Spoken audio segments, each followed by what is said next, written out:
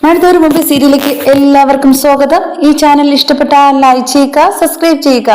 അലീനടുത്ത് അവതക്കുട്ടി പറയുന്നുണ്ട്, ജോലിക്കാരെ നിൽക്കേണ്ട സ്ഥലത്ത് നിർത്തണമെന്ന് ഞാൻ പണ്ടേ അവൻ്റെ അടുത്ത് പറഞ്ഞിട്ടുള്ളതാ.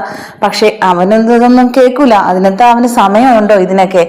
അല്ലെങ്കിൽ ഇവിടെ അവൻ കാണത്ത് പോലുമില്ല. മോള് വന്നത് പിന്നെയാ ഈ വീട്ടിലോട്ടൊക്കെ ചുറ്റുപാടുമായിട്ട് ഇപ്പൊ ഇങ്ങനെ ഇരിക്കുന്നത് തന്നെയാ. അല്ലെങ്കിൽ രാവിലെ എസ്റ്റേറ്റിലേക്കോ അല്ലെങ്കിൽ ജോലി ആവശ്യത്തിലേക്ക് വേണ്ടിയോ എന്തെങ്കിലും ആവശ്യത്തിന് അവൻ പോവും. പക്ഷെ ഇപ്പോഴത്തേക്കും മോൾ വന്ന പിന്നെ ഒരു മാറ്റം എന്ന് പറയുന്നത് അവന്റെ ജീവിതത്തില് നിന്റെ കാര്യം ആലോചിച്ചിട്ടാ. ഇപ്പൊ അവന് ഭയങ്കര വിഷമം എന്നൊക്കെ പറയുന്നുണ്ട്. എന്നെ വിളിച്ചപ്പം പറഞ്ഞ ഒരു കാര്യമുണ്ട്, ഞാനൊരു കുട്ടിയെ കൊണ്ടുവന്നിട്ടുണ്ട്, എൻ്റെ മകളെ. അവളെ കാണാൻ വേണ്ടി നിങ്ങൾ വരണം. പക്ഷേ ഒരേ ഒരു കാര്യമുണ്ട്, പറഞ്ഞയക്കാൻ വേണ്ടി ഇങ്ങോട്ടേക്ക് വരല്ലെന്ന്. ഞാൻ പക്ഷേ കണ്ടപ്പം എൻ്റെ പൊന്നമ്മയെന്ന് എനിക്ക് മനസ്സിലാവുകയും എനിക്കാണെങ്കിൽ എൻ്റെ പൊന്നമ്മ അടുത്ത് നിൽക്കുന്ന അതേ ഒരു തോന്നല എനിക്കിപ്പോഴും മോള് നിൽക്കുമ്പോഴത്തേക്കും. അതുകൊണ്ട് എൻ്റെ കുടുംബത്തിലെ എൻ്റെ കുഞ്ഞാ നീ. ഞങ്ങളെ നിന്നെ വേദനിപ്പിക്കത്തൊന്നുമില്ല. അതുകൊണ്ട് വേണ്ടാത്ത ചിന്തകളൊന്നും മനസ്സിൽ വരരുത്. എൻ്റെ അടുത്ത് സ്റ്റാൻലി പറഞ്ഞായിരുന്നു തിരിച്ച് നിന്നെ കൊണ്ടുവിടാൻ വേണ്ടി ആവശ്യപ്പെടുന്നെന്ന്. അതിന് ഒരു ആവശ്യവുമില്ല. ഈ വീട്ടിലെ ഒരു രാജകുമാരിയെ പോലെ ഞങ്ങൾ നിന്നെ നോക്കും. അത് ഞങ്ങളാണെങ്കിൽ ഈ താല്പര്യപ്പെടുന്നത് എന്നൊക്കെ പറയുന്ന കേട്ടിട്ട് അലീന പറയുന്നുണ്ട്, ഞാൻ അതൊന്നും ആഗ്രഹിക്കുന്നില്ല. എനിക്കൊരു അച്ഛൻ്റെ സ്നേഹം, അമ്മയുടെ വാത്സല്യം, അതൊന്നും എനിക്ക് കുഞ്ഞുനാളിലെ നഷ്ടപ്പെട്ടതാ. എനിക്ക് ഓർഫനേജിൽ കിടന്ന സമയത്ത് എനിക്ക് ആരും ഒന്നും ഇല്ലായിരുന്നു. പക്ഷേ ഒരേ ഒരു കാര്യം, ഒരു നേരത്തെ ആഹാരത്തിന് വേണ്ടി, നല്ല ഭക്ഷണത്തിന് വേണ്ടി, നല്ല ഉടുപ്പിന് വേണ്ടിയൊക്കെ ആഗ്രഹിച്ചിരുന്നു.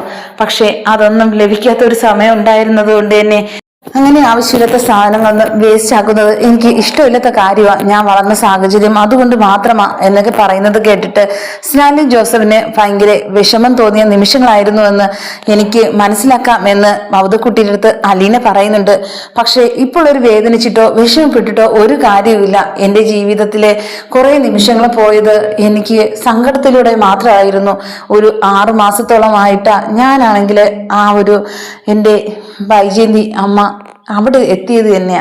പക്ഷെ അമ്മയെന്നെ തിരിച്ചറിഞ്ഞിട്ടില്ല. പക്ഷെ എൻ്റെ മനസ്സിൽ ആ അമ്മയോടുള്ള സ്നേഹവും വാത്സല്യവും ഒരു നോക്കിലൂടെ മാത്രമേ ഞങ്ങൾ പ്രകടമാക്കിയിട്ടുള്ളൂ എന്നൊക്കെ പറയുന്നുണ്ട്. എൻ്റെ അടുത്ത് ദേഷ്യവും അതുപോലെ തന്നെയാണ് ഇനി ഏത് വിധേനയും അവിടെ നിന്ന് പുറത്താക്കുക എന്നൊരു ഉദ്ദേശം മാത്രമേ ഉണ്ടായിരുന്നുള്ളൂ. എന്നാൽ അതിൽ നിന്നൊക്കെ ഒരു മോചനം കിട്ടിയത് അവിടെയുള്ള അനിയത്തിമാരും അച്ഛനും കാരണമാണ്. അതുകൊണ്ട് മാത്രമാണ് ഞാൻ ഇത്രയും നാൾ അവിടെ പിടിച്ചു നിന്നത് തന്നെ. പക്ഷേ ഇനി എനിക്ക് അവിടെ നിൽക്കേണ്ട ഒരു കാര്യവുമില്ല. ഞാൻ തന്നെ പറഞ്ഞത് അവിടെ നിന്ന് വരണമെന്ന്. ആ സമയത്ത് ഇവിടത്തേക്കാ വരുന്നതിൻ്റെ എൻ്റെ അടുത്ത് അച്ഛൻ പറഞ്ഞില്ല എന്നൊക്കെ അവതക്കുട്ടിയുടെ അടുത്ത് അലീന പറയുന്നുണ്ട്. എന്തായാലും ഇവിടെ വന്നതിൽ എന്താ തെറ്റ്? നിന്റെ സ്വന്തം അച്ഛൻ്റെ അടുത്തല്ലേ നീ വന്നത്. ഇനി മോള് വിഷമിക്കല്ലേ, സന്തോഷത്തോടെ ജീവിക്കേണ്ട കാലമാ ഇനി മുതൽ.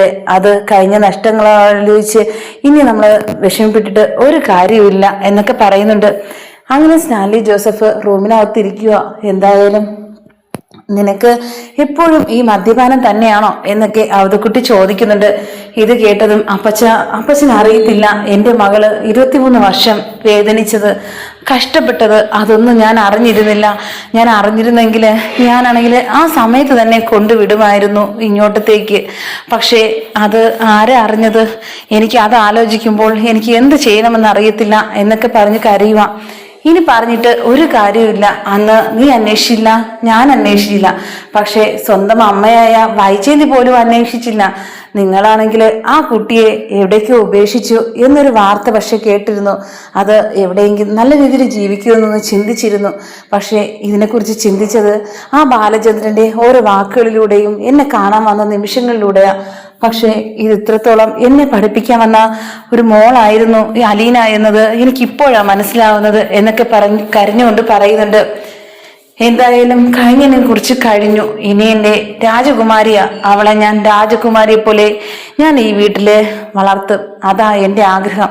അത് മാത്രമല്ല ഞങ്ങള് കുറെ സ്ഥലങ്ങൾ അവളെ കൊണ്ട് കാണിക്കണം. വിദേശത്തായിട്ടുള്ള എല്ലാ സ്ഥലങ്ങളും ഞാൻ അവളെ കൊണ്ട് കാണിച്ചിട്ട് അത് മാത്രമല്ല ഇവിടെ വന്നതിന് ശേഷം ഞങ്ങള് നല്ല സന്തോഷത്തോടെ അവൾക്ക് ഇഷ്ടപ്പെടുന്ന ഒരു പയ്യനെ നല്ല രീതിയിൽ രാജകീയമായി തന്നെ കല്യാണം കഴിപ്പിച്ച് വിടുകയും ചെയ്യും. അതാ ഇനിയുള്ള എൻ്റെ ആഗ്രഹം.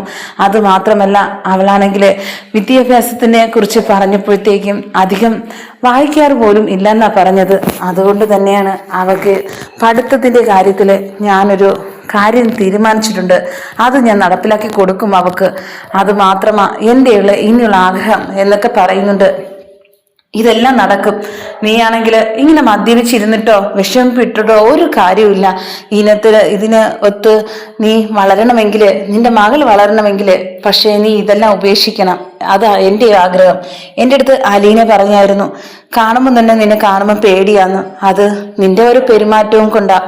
ആ കുട്ടിയാണെങ്കിൽ ഇവിടുന്ന് പോകാൻ തന്നെ തീരുമാനിച്ചത്. കാരണം എന്താ, നീ ആണെങ്കിൽ ആ കുട്ടിയെടുത്ത് ബഹളം വെക്കാനും ഒക്കെ പോകുന്നുണ്ടാ. അതിന്റെ ആവശ്യം എന്താ? ഏതെങ്കിലും ഒരു ജോലിക്കാരൻ എന്തെങ്കിലും പറഞ്ഞെന്ന് വിചാരിച്ച് ആ കുട്ടിയെടുത്ത് വഴക്ക് കൂടേണ്ട കാര്യം നിനക്കുണ്ടോ? നിന്റെ മോളെന്ന ചിന്ത നിനക്കുണ്ടായിരിക്കണ്ടേ എന്നൊക്കെ പറയുന്നുണ്ട്. ഏതായാലും ഞാൻ അവളുടെ അടുത്ത് പറഞ്ഞിട്ടുണ്ട്, അടുക്കളയിലെ കാര്യം ഒന്നും അന്വേഷിക്കണ്ടെന്ന്. അതിന്റെ ആവശ്യമില്ല. ഞങ്ങൾ ഇത്ര കാലം ഇവിടെ ഉണ്ടായിരുന്നിട്ടും അതിനെക്കുറിച്ച് ചിന്തിച്ചിട്ടുമില്ല. പിന്നെ എന്തിനാ ഇപ്പൊ ഒരു ചിന്ത എന്നൊക്കെ പറയുന്നുണ്ട്.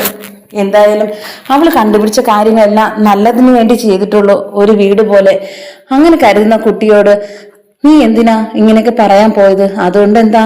തക്കതായ മറുപടി തിരിച്ചവൾ തന്നപ്പോൾ നിനക്ക് വേദനിച്ചല്ലോ. അതാ അലീന. എന്തായാലും അവൾ ബുദ്ധിയുള്ളവളാ എന്നൊക്കെ നിന്നെ പഠിപ്പിക്കുകയും ചെയ്യും എന്നൊക്കെ പറയുന്നുണ്ട് അവതക്കുട്ടി സ്റ്റാൻലി ജോസഫിന്റെ അടുത്ത്. അങ്ങനെ വൈജയന്തി വീട്ടിലാണെങ്കിൽ അടുക്കള കാര്യങ്ങൾ നോക്കാനൊക്കെ ഒരു ജോലിക്കാരി വന്നെങ്കിലും അവിടെ നോക്കുന്നത് എല്ലാവരും കൂടെയാ.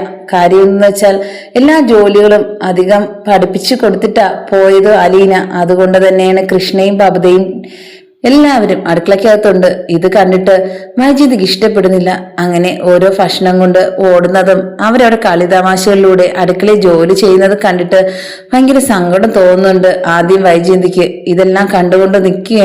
എന്നിട്ട് പറയുന്നുണ്ട്, നിങ്ങളടുത്ത് പറഞ്ഞിട്ടുണ്ട് അടുക്കളക്കകത്ത് വരരുതെന്ന്. പിന്നെ എന്തിനാ നിങ്ങൾ ജോലി ചെയ്യുന്നത്? അത് മാത്രമല്ല, രോഹിത്ത് ഇവിടെയാണെങ്കിൽ നിങ്ങളെ കൂടെ ഭക്ഷണം വെക്കേണ്ട ഒരു കാര്യമില്ല. അവനാണെങ്കിൽ നിൽക്കേണ്ട സ്ഥാനത്താണ് നിൽക്കേണ്ടത് എന്നൊക്കെ പറയുന്നുണ്ട്. ഇതൊക്കെ കേട്ടപ്പം ബബിത പറയുക, അതിനെന്താ ഞങ്ങൾ ഒരുമിച്ച് ആഹാരം വെക്കുന്നതിന്? അമ്മ പോയപ്പോഴത്തേക്കും നമ്മൾ എങ്ങനെ കഴിച്ചു എന്നൊന്നും അമ്മ ചിന്തിച്ചില്ലല്ലോ. ഇപ്പം പിന്നെ അമ്മയുടെ കാര്യത്തിന് ഒരു വേലക്കാരി വന്നെങ്കിൽ ശരി, ഞങ്ങൾക്കറിയാം ഞങ്ങൾക്ക് ആവശ്യത്തിന് ഉണ്ടാക്കാനും കഴിക്കാനും ഒക്കെ. അതുകൊണ്ട് അമ്മയുടെ കാര്യം നോക്കിയാൽ മതി എന്നൊക്കെ പറയുന്നുണ്ട്. ഇത് കേട്ടതും വൈജയന്തി ദേഷ്യപ്പെടുന്നുണ്ട് ബബിതയുടെ അടുത്ത്. ആ സമയത്ത് രോഹിത്തും കൃഷ്ണയും പറയുക, അമ്മ എന്തിനാ ആവശ്യമില്ലാത്ത കാര്യത്തിലൊക്കെ ഇടപെടുന്നേ? ഞങ്ങളെ കാര്യങ്ങൾ അന്വേഷിച്ചുകൊണ്ട് അത് മുതൽ ചെയ്തോണ്ടായിരിക്കുന്നേ. അതിന് ഇങ്ങനെ തെറ്റ് കണ്ടെത്താൻ തുടങ്ങിയാൽ ഇനി എങ്ങനെയാ?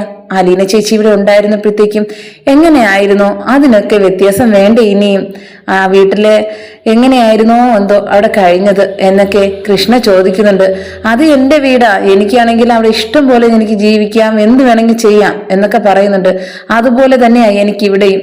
പക്ഷെ അതുപോലെ തന്നെയാ ഞങ്ങളെ വീടല്ലേ ഇത്. അതുകൊണ്ട് ഞങ്ങളെ ഇഷ്ടങ്ങൾ കൂടെ നോക്കണം അമ്മ എന്നൊക്കെ പറയുന്നുണ്ട്. ഇതെല്ലാം കേട്ടുകൊണ്ട് മുകളിൽ നിന്ന് ഇറങ്ങി വരുന്നുണ്ട് ബാലചന്ദ്രൻ ചോദിക്കുക, എന്താ രാവിലെ തന്നെ തുടങ്ങിയോ എല്ലാരും കൂടെ ബഹളം? അല്ലെങ്കിൽ പറയും ഞാനാ ഇവിടെ വഴക്കുണ്ടാക്കുന്നതെന്ന്. പക്ഷെ ഇപ്പോഴത്തേക്കും വഴക്കുണ്ടാക്കുന്ന ആളിവിടെ എത്തിയത് കൊണ്ട് അതിന് ഒരു കുറവുമില്ല എന്നൊക്കെ പറയുന്നുണ്ട്. ബാലചന്ദ്രൻ സൂക്ഷിച്ച് സംസാരിക്കണം. ഞാൻ പറയുന്ന ഒരു കാര്യം ഇവിടെ ഈ പിള്ളേരൊന്നും കേൾക്കുന്നില്ല. നിങ്ങൾ പഠിപ്പിച്ച് ഇല്ലാതാക്കി വിട്ടിരിക്കുക എന്നൊക്കെ പറയുന്നുണ്ട്. അതിന് ഞാൻ പഠിപ്പിച്ച് ആരും ഇല്ലാതാക്കി വിട്ടിട്ടില്ല. അവര് അവിടെ ജോലിയാ ചെയ്യുന്നത്, അവര് ചെയ്യട്ടെ. നല്ല കാര്യമല്ലേ ഒരു വീട്ടിലെ കാര്യങ്ങൾ നോക്കുന്നതും. അതുപോലെ തന്നെയാണ് അവര് ഒരുമിച്ച് ഒത്തൊരുമയോടെ ഓരോ കാര്യങ്ങൾ ചെയ്യുന്നതും. അത് ചെയ്യട്ടെ, നീ സന്തോഷിക്കല്ലേ വേണ്ടത് എന്നൊക്കെ പറയുന്നുണ്ട്. എനിക്ക് ഇതൊന്നും കേൾക്കണ്ട, നിങ്ങളെ ന്യായങ്ങൾ. ആ അലീന എല്ലാം പഠിപ്പിച്ച് ഈ വീടിനെ തന്നെ ഇല്ലാതാക്കി വെച്ചിട്ട് അവൾ ഇവിടുന്ന് പോയിരിക്കുന്നത്. ഇനി നീ ആ അലീനെ കുറിച്ച് പറയരുത്, ഞാനിനി കേൾക്കരുത്. ഈ വീട്ടിൽ നിന്ന് പോയി കഴിഞ്ഞാൽ പിന്നെ ഞാൻ പറഞ്ഞിട്ടുണ്ട്, അവളെ കാര്യം നീ ശബ്ദിക്കരുതെന്ന്. അവളെ പറയേണ്ട ഒരു യോഗ്യതയും നിനക്കില്ല എന്നൊക്കെ പറയുന്നുണ്ട്. എന്ത് യോഗ്യതയാ അവളയിൽ നിങ്ങൾ കാണുന്നത്? എനിക്കാണെങ്കിൽ കാണുന്ന ഒരു യോഗ്യതയേ ഉള്ളൂ, അവൾ ഈ വീട്ടിലെ വേലക്കാരി. അല്ലാതെ എനിക്ക് അതിലപ്പുറം അവളൊന്നുമല്ല. നിങ്ങളാണെങ്കിൽ എന്നെ കൊണ്ട് ഇനി ഓരോന്ന് പറയിപ്പിക്കരുത് എന്നൊക്കെ പറയുന്നുണ്ട്. ഇത് കേട്ടത് കൃഷ്ണ പറയുക, അമ്മയുടെ ഈ മനസ്സിലെ ഈ അഴുക്ക് ചിന്തകളൊക്കെ ഒന്ന് മാറ്റി നല്ലതാക്കാൻ വേണ്ടി ശ്രമിച്ചൂടെ എന്നൊക്കെ പറയുന്നുണ്ട്. എൻ്റെ അടുത്ത് സംസാരിക്കുമ്പോഴത്തേക്കും എല്ലാവർക്കും ഓരോ ന്യായങ്ങളുണ്ടല്ലോ. ഇപ്പോൾ എന്താ കാര്യം, എനിക്കത് അറിയണം എന്നൊക്കെ പറയുന്നുണ്ട്.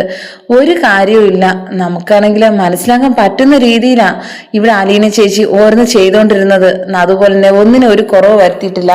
ഈ വീട്ടില് ആർക്കും തന്നെ എല്ലാവരുടെ കാര്യം അന്വേഷിക്കുകയായിരുന്നു. പക്ഷേ ഇപ്പോഴത്തേക്കും അങ്ങനെയല്ലല്ലോ.